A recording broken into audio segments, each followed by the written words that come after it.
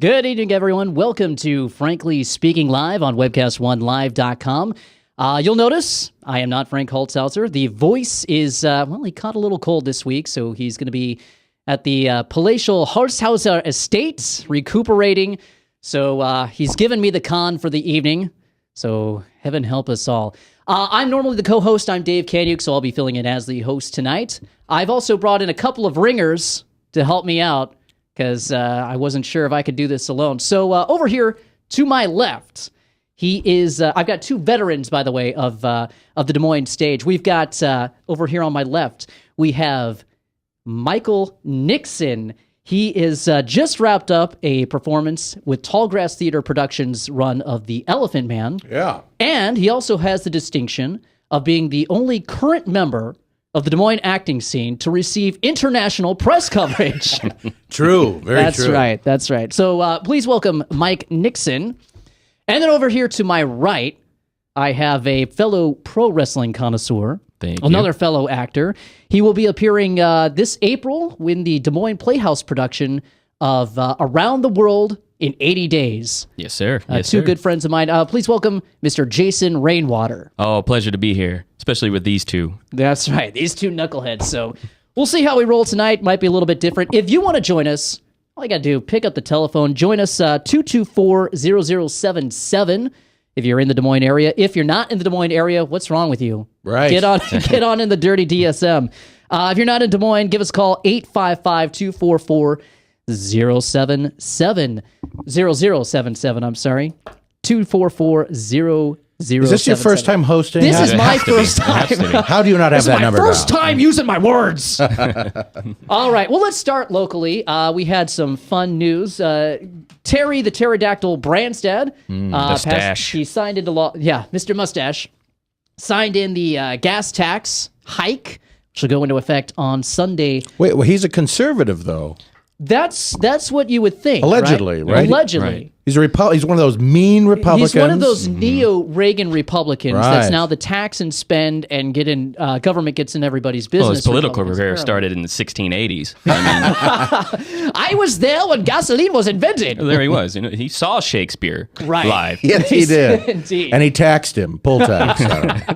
So I think what struck me is not the fact that he did this because he said he was going to do it, even though years ago he said, "Oh, there's no need for a gas tax increase." It was kind of shocking the way that this came about. House of Cards. That's right, House of Cards style with the Ways and Means Committee. We had people getting kicked off of the Ways and Means Committee because they were going to vote no, and had they stayed on, then this gas tax never would have gotten to the floor, and this never would have gotten passed in the first place. Representative Zach Nunn of Bondurant. I must tell you that I competed against this guy in high school for student council president. Really? I won, he lost, but he's a good person. And he was the representative that was summarily discharged from his duties. That's He right. was going to vote no. He did vote no, actually. He was a no vote. This past committee 13-12. So if he had been on there, and the other person who got kicked off, if he had been on there, this thing would have gotten shot down. So I guess. Well, you got to look at it where the Speaker of the House for the Republican side had stated it was only for this one vote. Right. But how highly unusual is that? Yeah, we just for need a some procedural vote. We need in some a ringers. committee. Yeah, we need some ringers for one vote. You know, it's not like a radio show here when you need ringers. We're going to swap you right back in as soon as we get what we want. Attack. Exactly. I just want to make sure it passes. You know, if you don't go off the committee, it's going to be 11-13, and I can't have that at all. Because we really need this. You know, we really need this. It's a real nice political life here you got going for yourself. Be a shame if anything happened to her, wouldn't it? Jeez. Well, what's kind of weird about it is that we had the 36th highest gas tax in the nation. So for this to pass, which it did, is now the 13th highest gas tax. Okay. So it almost seems like, well, we haven't had a gas tax in a while. Right. What does it matter? People are already paying $2 at the gallon. Right. What's 10 cents? Exactly. And how short-sighted is that?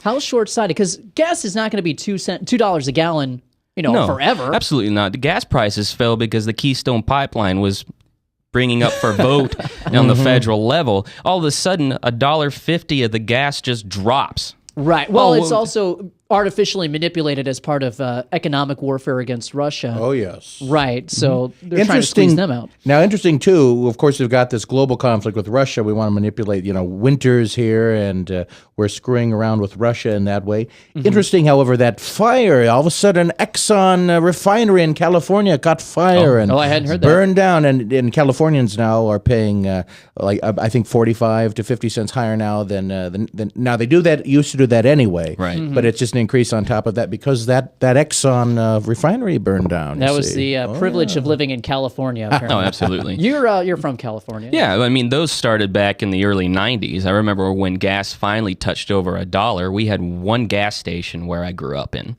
And the fellow who owned it had stated I can't compete. Please tell me his name was Gomer. His name was not Gomer. His name was not Gomer. Golly, guys, I just can't compete.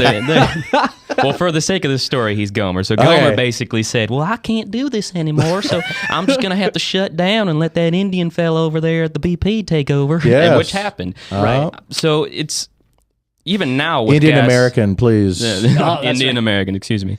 But even now, where it was touching $4 anyway, even with the downward price, my parents were still paying $3.50 out of the gas pump where they are, and we were down to about $1.70. And I was telling you at Tallgrass's production of The Elephant Man that we were going to see it immediately go back up within weeks. Because of the tax. Yes, you were right. absolutely. Yeah. It's interesting, and Dave, I think you'll agree. Well, I know Jason will agree with this. It's interesting how we talk about taxes all the time. We're always being taxed on money that's been taxed, money that's been taxed. Right. How much money would I have in my pocket if there had never been a tax? I'd be a millionaire today. Exactly. That's what they count on you, is not looking at your paycheck for the payroll deductions and everything. So what is this going to do for economic development? Because every election, you get everybody who's coming up and saying, "Oh, well, jobs are so important. We want to make Iowa more Shovel-ready attractive." jobs. Right. Exactly. We want to make Iowa more attractive for companies to move into. How is this going to help with making Iowa more attractive? Well, the people for it are saying it's going to bring in $215 million to help with roads in the state, which at the time right now is 1 in 4 in disrepair. Well, if that's the case, why is it taking 3 hours to work on, or 3 years, to work on I-35 just here in the metro alone? Sure. Where's that money being spent towards? I mean, looking at it right now, the way with what's it going to bring in is actually going to pay for all the other tax credits that have been placed on insurance companies, computer technology companies that are coming in that are not bringing any revenue to the state. Like Google out in Altoona Bondurant area. Right. So the gas tax is actually paying for that. It's not bringing in revenue. It's paying for every other tax credit that has gone out to bring in these other companies that don't bring in any revenue to the state. So where's the outrage from the citizens of Iowa? We don't have outrage. We're too busy discussing what color a dress is on the internet. Oh my gosh, yeah. The is it red or blue, or is it black, or? For Pete's sake, this country is going right down the dumper. We'll get to that in a little It's a later llama. on. There was a llama on the loose. Oh. Everyone's paying attention to it. Right. And you ask where the outrage is. I just want to parallel this. There should be outrage because of this tax. Of course, this is a hike. It's never going to go away. They say it's going to go away. They'll find out somewhere else to apply the money or re-up this tax. In terms of outrage, I just want to say that we don't see outrage other than in pockets anymore. And when we do have that outrage, it is legitimate, but it is discredited in the media if it's acknowledged whatsoever. We'd rather focus on things like Leonard Nimoy's death, God rest his soul, and llamas and internet Facebook memes. I sound like my grandpa. Those are talking. important. Those are important. Yeah. So I guess another question is, what is the Republican base getting out of Terry Branstad as governor? Because really, this guy is There is no gain at all. Well, I mean, the Republican base here in the state is all but a dinosaur now. A rhinoceros. Well, that's not a There you dinosaur. go. A rhinoceros. I mean, if we're talking strictly conservative, there is no conservative party in the state of Iowa. There's a Republican Party, but there is what we would call the pseudo-Republican Party that we currently have right now.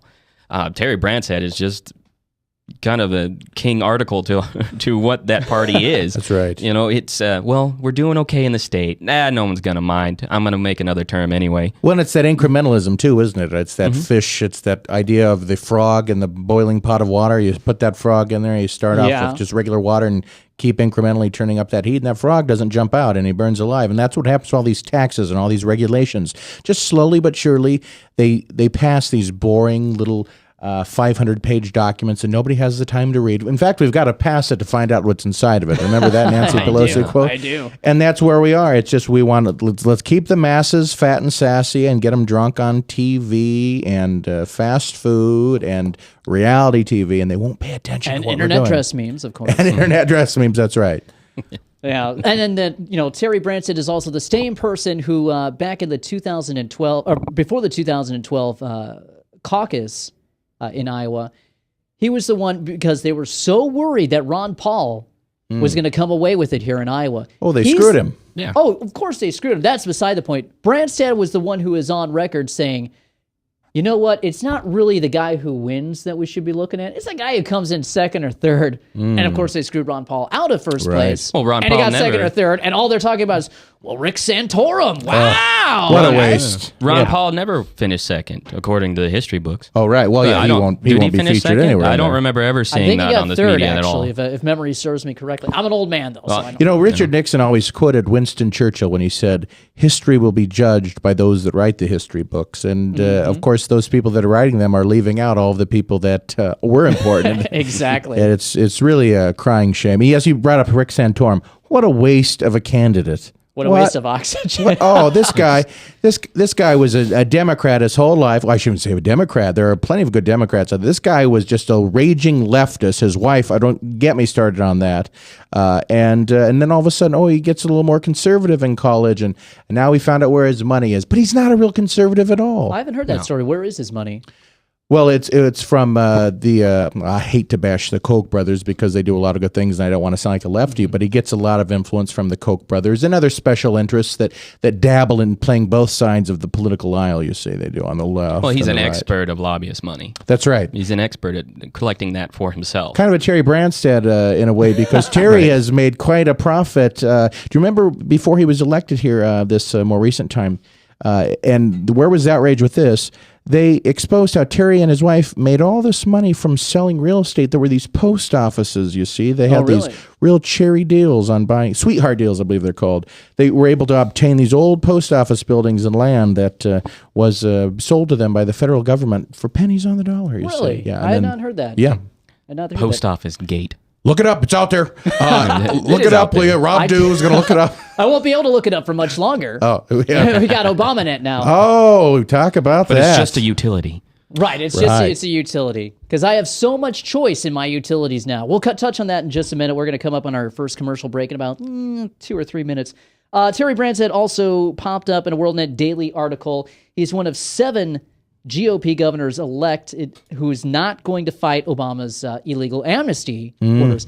Now, last year we elected a Republican House, Republican Senate, with the express purpose of acting as a blockade against what Obama was doing. You like checks and balances in the Wait. government? Had Wait. never heard of it. Never heard of checks and balances. That's somewhere in some document I read. Right.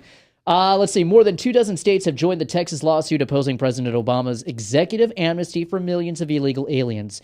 But more eye-opening is the list of Republican governors whose names still do not appear on the suit.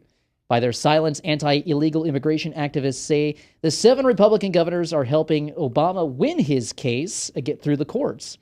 The 7 Republicans who have thus far elected not to join the suit aimed at reining in Obama are Chris Christie of New Jersey, Oh, shocker. Terry Branstad of Iowa, Larry Hogan of Maryland, Susana Martinez of New Mexico, Matthew Mead of Wyoming, Charlie Baker of Massachusetts, and Bruce Rauner of Illinois. So we elect these people to stand as opposition, and all they do is just wave the white flag. So, and the host of this show, Frank has argued time and time again that, we need to have a Republican House, a Republican Senate, because if we don't, then that means the Democrats gets in. But I guess it goes into that old saying, with friends like these, who needs enemies? Who needs enemies? That's right. Right. So I guess what good is continuing to stand for the GOP? What good is it doing us? Well, it's not standing with the GOP. These folks here, when they talk about amnesty or immigration themselves, they want it for their own interests. This is not about, opposing, even though they put that out into their advertisements or their ads saying that they are against what Obama's bringing forth on immigration. Well, quite honestly, because they want it for themselves. Right. They're in lockstep usually. They just want the credit for it. That's exactly right. Indeed. Well, we're going to be coming up on our first break here momentarily. When we come back, we're going to be talking about the internet takeover from the FCC just passed yesterday, so you won't want to miss that. Be sure, give us a call here, 244-0077, if you want to join the conversation. We'll be back in just a couple minutes. This is Frankly Speaking Live. I'm Dave Kanyuk, also joined by Mike Nixon and Jason Rainwater. We'll see you in a couple of minutes. From the RE/MAX Real Estate Concept Studios, this is Webcast One Live. If you choose to obey the power of sin, it leads to death. If you choose to obey obedience, it leads to righteousness. Forgiveness is just the beginning of life in Christ. God wants us to live for Him now. And because of Jesus Christ, the gospel was preached, and you and I are blessed today because of Abraham. Did you know that? We're blessed. Experience Truth, 99.3 FM. Whether you're 10, 25, 50, 80 years old and beyond, everyone needs to live within their means. I'm Tom Coates with Consumer Credit of America. For almost a quarter of a century, we've helped people of all ages learn to manage their personal finances to benefit them far into the future. When problems arise, we've got the experience you need to make those debt problems go away.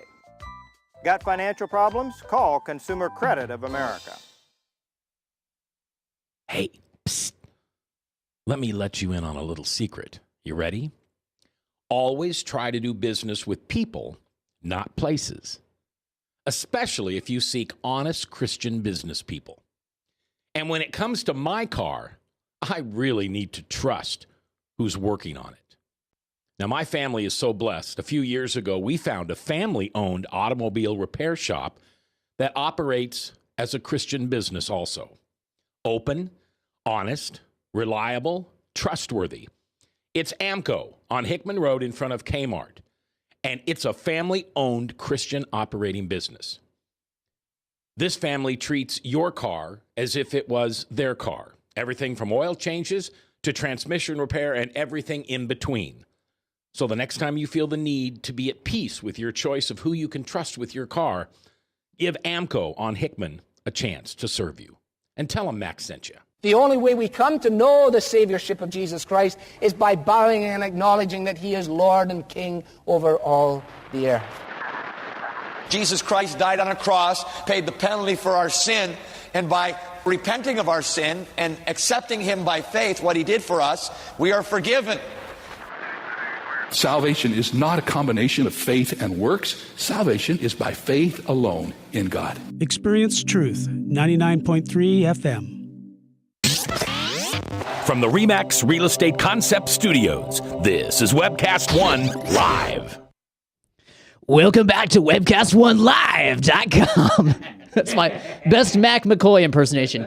You're watching Frankly Speaking live here on webcast1live.com. This is Dave Kanyuk filling in for an ailing Frank Holtzhauser, who's taking a night off. Also joining me are Jason Rainwater and Mike Nixon. Yes. We've been talking about the gas tax here in Iowa. Let's switch gears a little bit.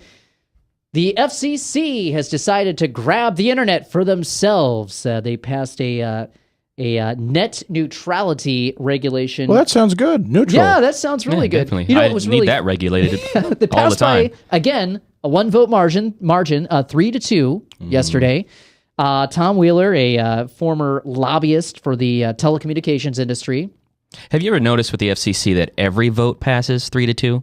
I have not noticed. I Maybe must that's by confess. design of some kind. Let's see here. Mark Cuban weighed in, the Dallas Mavericks owner. He weighed in yesterday saying that, let's see here. It's the exact same thing technologically. He's talking about internet versus TV. It's the exact same thing technologically, and all bits are equal. Then why shouldn't CNBC and all TV networks that are delivered on cable and teleco and fiber like Verizon, why shouldn't they be part of the open internet as well? And if all bits are equal, let's take it one step further. It's the purview of the FCC now. The FCC, right? So the FCC now has to apply the same standards to content, don't they, that they do for television content, because that's where it is. And there's going to be certain citizens who think, well, now since all content is delivered over the internet because all bits are bits and it's a fair and open and equal internet, well, we should have decency standards. And remember, the FCC is the same agency that fought Nipplegate for 8 years over a wardrobe malfunction.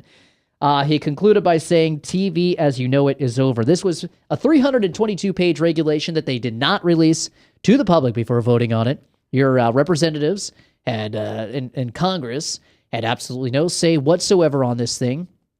Conservatives are demanding that the FCC release a full copy of the regulations that it's planning to impose on companies such as Comcast and Verizon, and taking the agency's silence as evidence of a cover-up. Readers of an FCC blog post have suspiciously mused that these new regulations should have been published by now. This is from the Washington Post. The headline on this article, get this.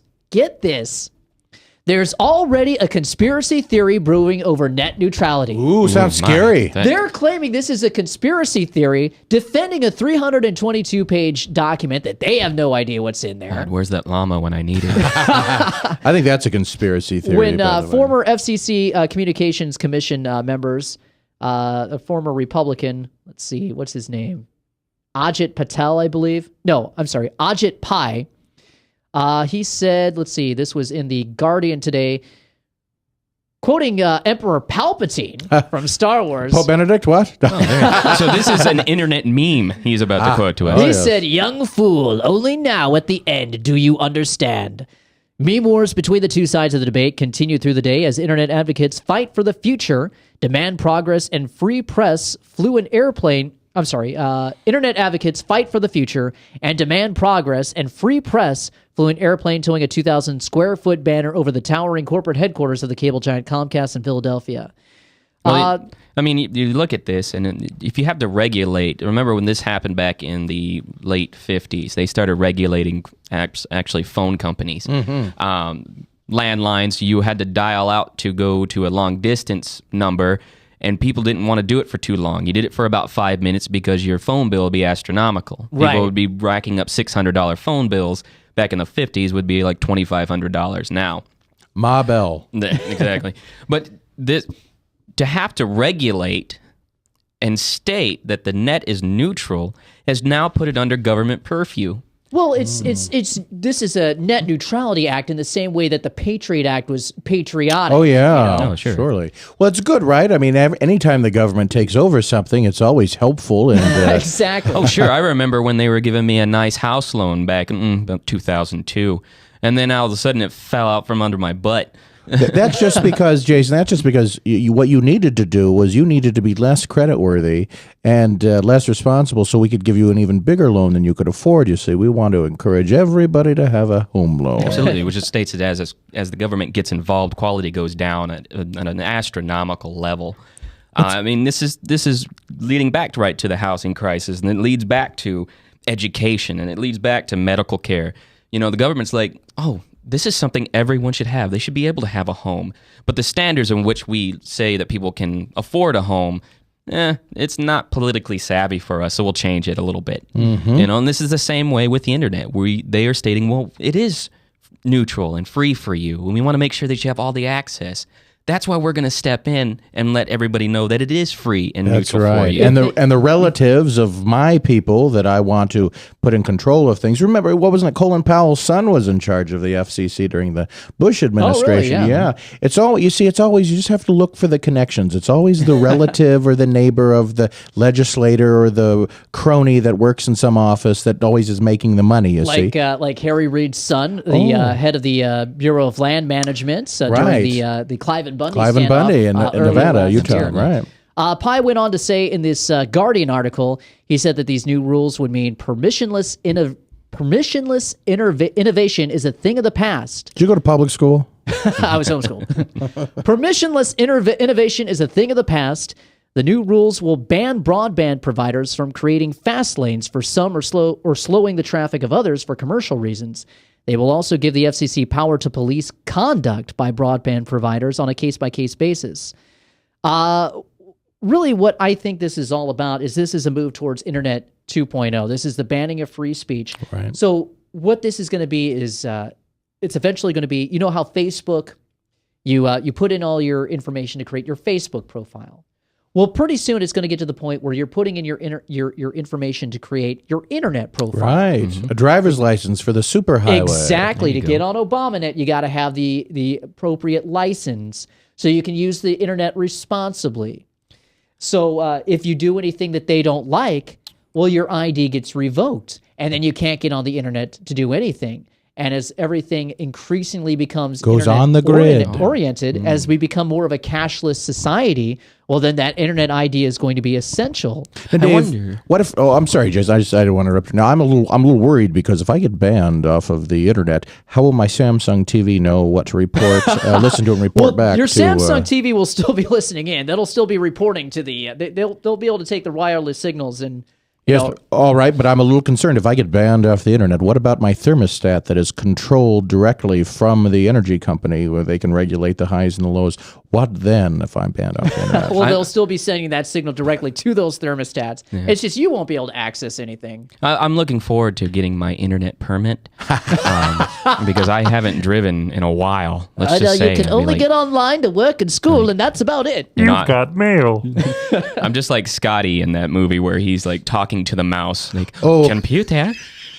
Computer. Well, it seems almost like it's getting to be Mark of the Beast-ish, really. Well, that's exactly what it is. Yeah. It certainly is that. Everything is trending that way. I don't even think... I almost don't think one would even have to be a Christian or even from a Judeo-Christian faith to see just everything is going in one direction. It's all going to should be Big freaking Brother. people out, but instead they're freaking out over what color is this dress. Well, yeah, it's different from back in the day when people were having numbers tattooed on their arm. We're not having it physically put on our body, but we are having it stamped on anything that our hand touches or anything that we provide some sort of thought towards. And the internet is something that we turn to for a lot of answers and for a lot of the things to back up what we believe in ourselves. So to be able to have to be controlled in that manner. And just as you said, when you're creating a profile, you are putting down, this is me A to Z. Well, please put me in a box A to Z. Exactly. Right. What's going to regulate how you get on with your profile, though, is going to be biometric information. So it's not just going to be passwords. They're working on making passwords a thing of the past. Passwords can be hacked. We can't have those. Yeah, exactly. So it's going to be your biometric information, and I think that if you want to get into biblical prophecy, I think that's what it means by the number of a man is your biometric data, your digital biometric But maybe data. we should just give a copy of our DNA to the government. They can only use it for good purpose. What is it, speaking of that, what is it that Obama, the president, the administration want to do, incidentally? I don't know if it connects up here to this net neutrality thing, but they want 1,000 people to give their DNA now so they can prevent diseases. Did you read about this? Well, they have 200,000 of them. They're in the military. I gave my DNA at least every 4 months when I was still in the service. And then you hear all the rumors that, they've been taking DNA from children when they're born and putting them in a database. They take your DNA if you're arrested for anything, even if you're not convicted. They're still taking your DNA and putting that in a database. Jesse Pinkman. And then this should give you a little chill. The socialist architect behind FCC's net neutrality, Bernie Sanders. Let's eliminate capitalist propaganda. This is a quote. The professor, Dr. Robert McChesney of the University of Illinois, founded the socialist think tank Free Press in 2002, which receives funding from billionaire activist George Soros. Of course. I love George. At the moment, the battle over network neutrality is not to completely eliminate the telephone and cable companies, but the ultimate goal is to get rid of the media capitalists in the phone and cable companies and to divest them from control, he told the website Socialist Project in 2009. That sounds like a government-funded, grant-derived... We're fighting the oligarchy again from the 1910s. Indeed. What we want to have in the U.S. and in every society is an internet that is not private property, but a public utility. We want an internet where you don't have to have a password and that you don't have pay a penny to use. It is your right to use the internet. Well, if it's my right to use the internet as a public utility, why am I still paying for electricity? Why am I still paying for water? Well, that's your right, too. But don't forget where this new government, these new crony government people, these new government atheistic types, don't forget where your rights come from. Your rights are derived from the government, folks, not from your the new creator. Religion. That's right. That's right. We live in a atheistic movie. And you have the right not to have a belief, and that's just fine and good. But I don't have to bow down to the government as my new God. But the problem is that the belief is, I don't have to believe in religion. I'm going to tell you why I don't believe in it, and you're going to listen. Right. There's too much of it, the grandstanding. And for a long time, they're like, well, religious groups, they've been grandstanding for centuries. Now it's our turn. Well, grandstand if you want, but it's our right to grandstand as well. That's right. Exactly. If they really wanted to promote actual neutrality on the internet, then what they ought to do is break up and end the regional monopolies that companies have.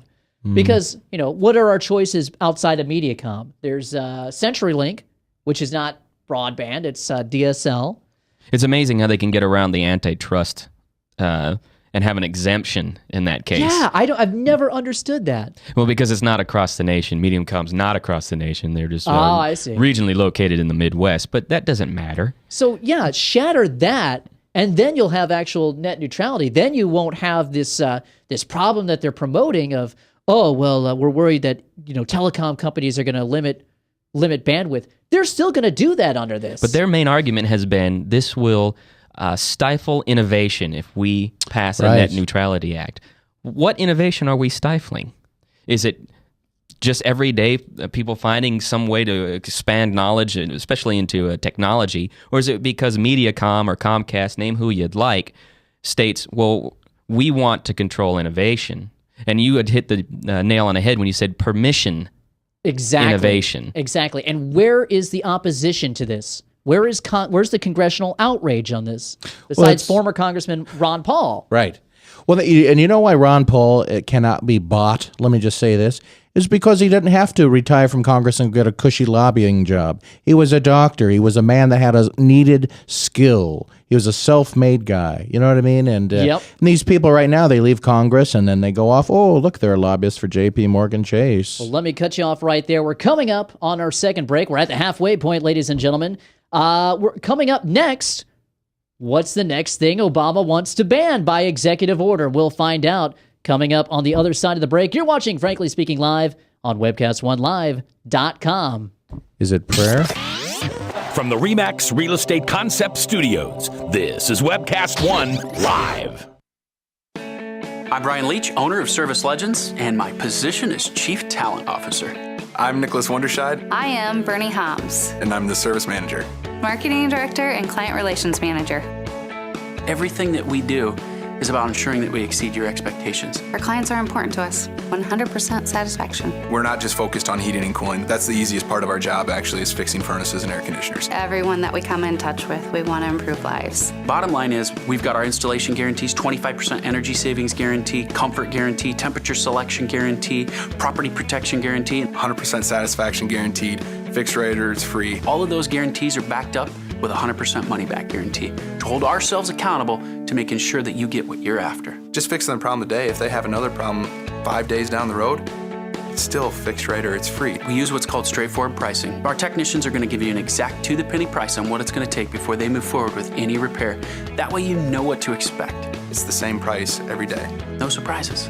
If you get off work at 5 o'clock in the afternoon, you come home, you realize that, oh, my furnace is broken. Now you need to call somebody out that night. You shouldn't have to pay more for that. We're guaranteeing service 24/7. We run afternoons, evenings, nights, weekends. We're staffed to work that. Phone rings at 3 in the morning. You'll get one of our representatives answering the phone every time. We're not sending you out to Timbuktu in some call center. It's our Service Legend team members, our mission control team. I'll take a call anytime. And then they answer the phones the same way during the day as they do at night. It's a great day at your service company. How can we make you smile? That's the only way to provide true 24-hour service. When you're able to let somebody actually live in their home safely when they weren't able to do that before, where they don't have to stay up at night and worry about, is the heat going to come back on? Are we going to freeze the pipes? Is the baby in the room next door going to be sick because they got too cold? When you're able to help somebody overcome challenges like that, that's impacting a life. That makes a difference. I get goosebumps thinking about it. I love the team.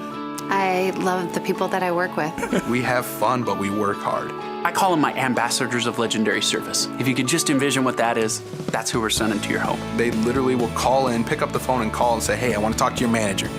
And I get on the phone, they're like, that technician that was at my house was the greatest technician ever. That's cool to me. We want to brighten people's days. Every person that we have going into the house has gone through an extensive background check. Drug testing, we have a very thorough interview process that 1 out of 140 people make it through. If we promise you something, that's what you're going to get, no matter what. We're here when you need us to protect the safety and comfort of your family. If you're not happy, we're going to make it right. If we're willing to put 100% money back guarantee on what we do, what type of work do you think we do? Give us a call. We're there for you 24/7, 365 days a year. Enough said. All right, welcome back, everyone. This is Frankly Speaking live on webcast1live.com. I'm Dave Kanyuk, being joined by Mike Nixon and Jason Rainwater. If you want to join the conversation, give us a call, 244-0077. If you're in the Des Moines area, or if you're outside the Des Moines area, you can give us a call at 855-244-0077. So we've been talking about net neutrality. There was a little negative feedback, I hear, saying that I'm uninformed on the origins of gun status. Woefully uninformed. Here's the thing, to the person I respond, talking about the monopolistic tendencies of the regional aspect of the telecom companies and what we're providing. I live in an area that is in Des Moines, but I can only get one service. I can only get Mediacom. Me too. Right. Yeah. And it's not like I live out in the boonies or anything. I live, just off of Euclid. So I can only what get... house number? No, I'm kidding. If you want to firebomb my house... No, I live in an area. CenturyLink won't service that area. So I only have one choice. CenturyLink, in my experience, is really crummy. And I'm sorry for anybody who works for CenturyLink. I've not had good experiences when I have had your internet. And then for folks who live in apartment complexes... Oh, yeah. Largely, it's going to be controlled by a cable company, and maybe you can get direct service link in some way or form. Is it going to be good? A lot of these buildings were built back in the 40s through the 60s of some kind, and wiring's not as great as it is. Believe me, you'll see me cussing my brains out. Oh, yes. You should put that on YouTube. Yeah, I should post that on YouTube. I got to tell you. Jason wrestles the Nets. And cusses his brains out. And then you got the asterisks and signs and, I got to tell you, I moved from Beaverdale to the historic North Village, Highland Park. Aren't you something? I'm classing it up. Let me tell you. Can you say historic without pronouncing the H? Historic of North Village. And I got to tell you, we had CenturyLink, the apartment that I was living in before the house we bought, and we tried to get CenturyLink, and they said, sure, we have service in that area. So we moved in, and they said, call us a couple of days after you've taken possession of the home. Possession. And and so we called them, and they said, listen, now we don't have the service you had before. Essentially, it was dial-up. I'm not kidding. That's the only thing they offered was a dial-up type service. Right. And so I forced to be with Mediacoms. Yeah. And yet my parents, who live out in Pleasant Hill, they got CenturyLink. They're fine with it. Mm-hmm. Anytime I go over there and try and hook up, I don't... My future in-law has a business account with Mediacom, and it's amazing. I wonder if I should just open a business right there in the apartment and be like, I sell shoelaces. Gross domestic product of this apartment. Well, you're going to have to get permission now to do that online. Oh, yeah. Do you have a business permit, by the way? I'm just going to jot that down. You said you're going to start a business, didn't you? I'm just hoping for free shipping. So anyway, that's some real-time defense of my position there. But if you want to call in, go ahead. Coming up right now, let's switch gears a little bit. So Obama wants to ban ammo through executive action. President Obama, or King Obama, if you will. King Obama, the dictator-in-chief. Can I use Praetor? Yes. We should be praying to him, actually. It's going to come to that point soon enough. As promised, President Obama is using executive actions to impose gun control on the nation, targeting the top-selling rifle in the country, the AR-15 style semi-automatic, with a ban on one of the most used AR bullets by sportsmen and target shooters. The Bureau of Alcohol, Tobacco, Firearms, and Explosives this month revealed that it is proposing to put the ban on 5.56 millimeter ammo on a fast track, immediately driving up the price of the bullets and prompting retailers, including the huge outdoor company Cabela's, to urge sportsmen to use Congress to stop the president. Wednesday night, Representative Bob Goodlatte, the Republican chairman of the House Judiciary Committee, stepped in with a critical letter to the Bureau demanding it explain the surprise. Thank God, a letter. A letter! That'll solve it. Cease and desist. Demanding it explain the surprise about and abrupt bullet ban. The letter is shown below. So Obama, by executive fiat, wants to ban certain types of ammunition. And then, of course, if this ammunition gets banned, then it's, as they say, Katie bar the door, because the floodgates are open to do whatever he wants. But the liberals just love him. He's such a great liberal president, liberal, caring about your rights and wanting to free up, giving you all these freedoms. He's so liberal. See what he chooses to do? He doesn't choose to. He said he was going to close down Guantanamo Bay. Where was that from a liberal perspective? Where was that executive order? What about all these poor people? Right, and I would agree with that executive order, to be honest with you, because Guantanamo Bay is an illegal black site. But here's what happens. It's like, well, let me explain to you why I can't close Guantanamo Bay. Oh, by the way, I'm going to be banning ammo. Also, by the way, I'm going to be making sure that illegal immigrants are Americans in waiting. That's going to get you away from what I said. That's right. We can't do it because we can't ban Guantanamo because of terrorists. We got somebody in an internet chat room who said that they want to bomb Coney Island, even though we were kind of guiding them along. I wasn't on that facilitating broadcast all of 2 weeks ago. Right. No, I wasn't.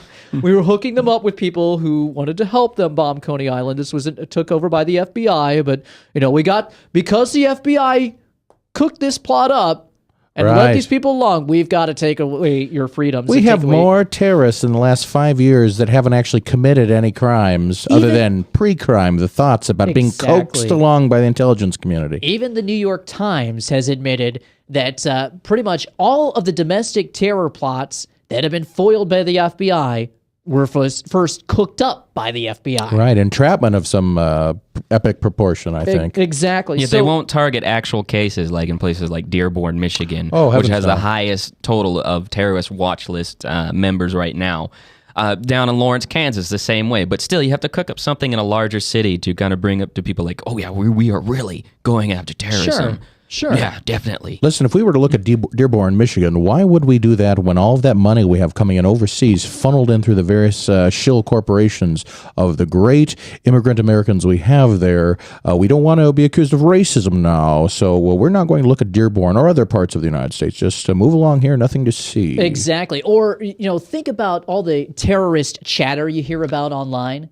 A lot of chatter. So they're putting in the FCC rules. I'm sure they're going to be limiting. The goal is to try and limit places like WorldNet Daily, InfoWars, independent media. Webcast One Live. Webcast One Live. You never know. This could be our last broadcast. Now that after Obama this show, After this show, likely. But yeah, so you've got the limits that are going to be put on independent, free thought. Yet you hear about all these people who are trying to recruit via the internet. So if they've got this big net that's out there over the internet, how come those people are allowed to continue operating? Well, how else are you going to recruit for them? I mean, there's no headhunting group out there that I know. Exactly. I don't think Palmer Group has everything kind of set up. You begin your junior terrorism career. They keep sending me emails. I haven't registered with them in a year. I went to terrorism training at Vatterott College, and I learned how to make bomb. Very good. That's very good. Now you should do an accent, because it's not only accented folks to do that. Great bombs, of course. It's people of any accent. Irish people, the IRA have. We're gonna. My accent just sounded like yours. I can't do an IRA accent. I'm getting into your mind. The good thing is we're letting a lot of people here from countries that were once on the terror watch list. We're letting them in here, and that's fine. This is a great country. And then we're just losing track of them. We let them go to school, and we give them free grants and loans to go to school, and then we sort of lose track of them. Yeah, come on in. The border's wide open. In fact, we'll give you up to $35,000, as was reported by Student visas and H1N1 visas are the most abused visas in this country. Yeah. Because we give them an X amount of time. You come here to go to school. You're going to go back to your home country. But like you said, we immediately lose track of them or say, oh, well, we'll extend that for you. That's right. X amount of years. Now, I know plenty of people who've done legal immigration. One of my dear people that I know who runs a restaurant, it took him 30 years to get his citizenship because he remained a permanent resident and then went through the entire process. And it's sad that it does take that long, but at the same time, why allow these abuses? because That's we right. don't want to Exactly. go because we don't want to spend that amount of money to offend people in some manner. Listen, but if you're a German Christian family homeschooling your kids, get out of this country. Exactly. We don't want your slime here. Or if you're a little boy that came over from Cuba, Cuba, Elian Gonzalez. Yeah, if you're a little boy that came over from Cuba, get out of this country. That's right. I'm going to point a machine gun at your head. Hey, in fact, to if get it you brought out. Janet Reno to my house, I'd leave too. She was handsome, wasn't she? She was. I wonder what she's doing now. But I think what it's really coming down to is what the DHS is declaring as the real threat, and that is us. CNN reported, and I say that because there's a follow-up story to this.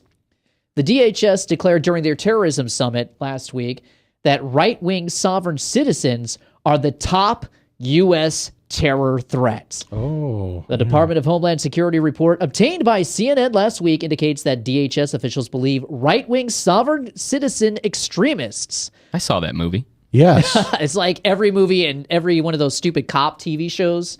Yeah. Like Law and Order. Oh, of course. Yeah. Aren't they the ones Jag. that are bombing? Aren't they the ones that are beheading all those Christians over in Egypt? And Right, Isn't right. that the sovereign citizens? Are those the ones that are doing that? Yes, That's, I think, they apparently are. fundamental Lutherans, fundamental Lutheran terrorists are striking again. I'm glad Jamie Foxx is here to say this. Obama, our Lord and Savior. CNN reported Friday night that federal and local law enforcement groups view the domestic terror threat from sovereign citizen groups as equal to, and in some cases greater than, the threat from foreign Islamic terror groups such as ISIS. From the report stating the government says that these extremists who believe that they can ignore laws and that their individual rights are under attack in routine daily instances such as traffic stop or being required to obey a court order. They've lashed out against authority in incidents such as one in 2012 in which a father and son were accused of engaging in a shootout with police in Louisiana in a confrontation that began with an officer pulling them over for a traffic violation. 2 officers were killed and several others wounded in the confrontation. The men were sovereign citizen extremists who claimed police had no authority over them. And then Ben Swan reported just yesterday that CNN lied about right-wing extremism threat being greater than ISIS. Say it ain't so. What? No. Repeat that? Despite a widely circulated article from CNN, the Public latest school. DHS report on extremism does not state that right-wing extremism is more dangerous than ISIS. I told you he was homeschooled. Uh-huh. I All he know, did, he'd say I'm something. trying to blaze through this so I can give you more time to talk. The report claimed that there have been 24 sovereign citizens attacks in the United States since 2010. According to these reports, extremists believe they are not bound by the law and will assert their rights on a regular basis when confronted by police. But the report actually did not state that. The report just kind of gave a generic view of domestic operations there and kind of lumped sovereign citizens, as what they call it, in with ISIS. Mm-hmm. Brian Williams write that report? Are we sure about that? Brian Williams wrote that report. So the bottom line is that the eye of Sauron, so to speak, is being turned. Sauron. Sorry. Sauron. Went to Stop. public school. What did I say? Sauron. And it's not Cool Whip. That was like, Good point. what's weird? And then dovetail that with Obama dares the GOP, go ahead, have a vote on whether what I'm doing is legal. I will veto it. And we'll come back to that. We're coming up with a break. How long do we have, producer Maddie, on a break? Right now? We'll do it now. All right, we'll come back with what Obama had to say about his dictatorial authority. We'll come back in about a minute here. You're watching Frankly Speaking Live, webcast1live.com. You didn't build prayer? that. From the RE/MAX Real Estate Concept Studios, this is Webcast One Live.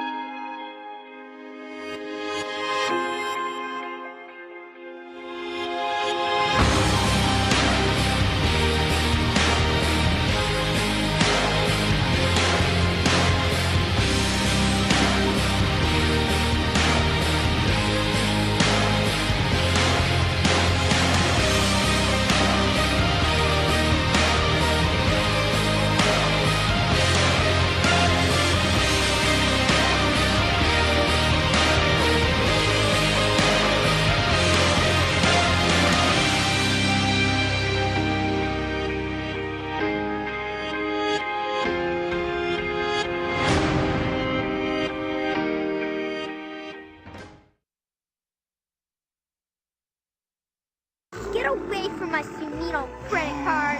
We don't have any more money. We're in trouble now. Save us! Help! Somebody save us! Somebody help! Help! Save us!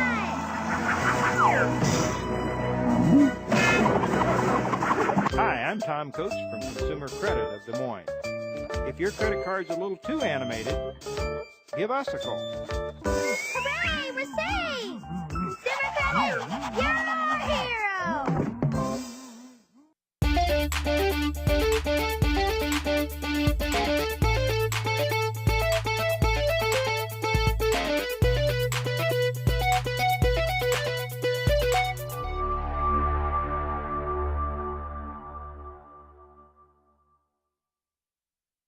All right, we're back with our final segment for this edition of Frankly Speaking Live here on webcast1live.com. You'll notice the lack of bumper music. I was trying to get our producer Maddie to hum for us, but she just will not do it. So anyway, the story that I was trying to tie... She's union. She is union. She's not going to do it. Well, careful, Scott Walker's going to come in here and bust you up, Maddie. Hey, I'm pro-union, just not authoritarian union type. Right, Yeah. exactly. I'm pro non-political union. Right, that's right. Anyway... Obama dares GOP, go ahead, have a vote on whether what I'm doing is legal. I will veto this. President Obama is daring Republicans to vote on whether or not his executive actions are legal. Discussing opposition to his executive amnesty orders at an immigration town hall on Wednesday, Obama said he would veto the vote because his actions are the right thing to do. How far back in constitutional law can we go? Well, he's an expert. He's a scholar on the Constitution. So in the short term, if Mr. McConnell, the leader of the Senate, and the Speaker of the House, John Boehner, want to have a vote on whether what I'm doing is legal or not, they can have that vote. I will veto that vote because I'm absolutely confident that what we're doing is the right thing to do. He can veto a House vote. Obama argued that he has merely expanded my authorities, not broken any laws. So you know what? You don't have the legal authority to expand your own authorities. We have this thing called the Constitution, which limits We don't your have any of that. authorities. So if you It's a are living expanding your document. authorities outside of law, you are breaking the law. Now, you keep talking about this Constitution, this document, but we don't have that anymore. You see, we have the internet because we could digitize all the documents so the school kids could read. Absolutely. Yes, but now here's what happens. We don't teach cursive anymore. So then the kids can't read the original document. Is that an S or an F? Why is there an F Common everywhere? Core. An S is supposed Congress? to be? I don't understand how to really? read that. Congress. Congress. Why is every other word capitalized? Exactly.